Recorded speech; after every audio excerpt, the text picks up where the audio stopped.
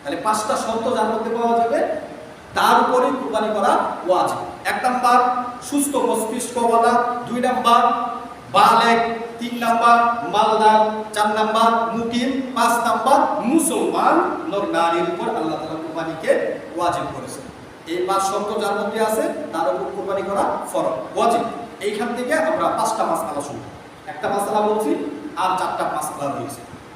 এখান থেকে 5টা মাসআলা। প্রথমে আমরা বলেছিলাম যে কুরবানি দেওয়ার জন্য প্রথম শর্ত কি? মস্তিষ্ক সুস্থ। তাহলে এখান থেকে মাসআলা হলো যে ব্যক্তি পাগল তার উপর কুরবানি ওয়াজিব না, তার উপর কুরবানি ওয়াজিব না। সে বহু বিল্ডিং এর মালিক হোক, কোটিপতি হোক, অনেক টাকার মালিক, কিন্তু তার মস্তিষ্ক নষ্ট, পাগল, তার উপর কুরবানি ওয়াজিব না। তবে তবে কুরবানির দিন কয় দিন? কুরবানির দিন 3 দিন, 10, 11 বা